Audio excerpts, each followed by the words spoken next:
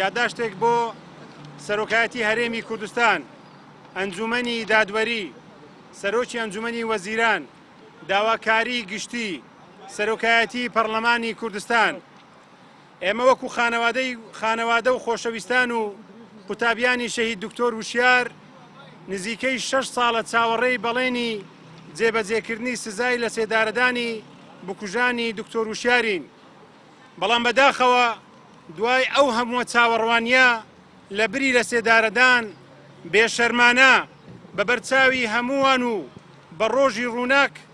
بڕوانامە و خەڵات دەبەخشرێتە یەکێک لە بکوژەکانی دکتۆر وشیار و بکوژەکەی تریش لە زینداندا ئاسانکاری بۆ دەکرێت تا پۆڵی نۆی بنەڕەتی تەواو کرد. ئێمەم ڕێزگرتن و خەڵاتکردنە بە توندی ئیدانە دەکەین و پێمان وایە ئەم خەڵاتکردنە بێڕێزیەکی تەواوە بە یاسا و بڕیارەکانی دادگاکان و یاسا سەروەریش دەخاتە ژێر پرسیارەوە. ئەوەی تەواو ئێمەشی نیگەران کردووە لەپاڵ ئاڵای کوردستان و وەزیرێکی حکوومەتی هەرێم تیرۆریستێکی خەڵات کرد و لە بری داوای لێبوردن لە خانەوادە و خۆشەویستان و قوتابیانی شەهید دکتۆر وشیار لە چەند ڕوونکردنەوەیەکدا پۆزش بۆ هەڵەکوشندە و گەورەکەی دەهێنتەوە عوزر لە قەباحەت گەورەتر دەڵێن ئەمە بۆ بانگەشەی هەڵبژاردنە. وەزیری کار و کاروباری کۆمەڵایەتی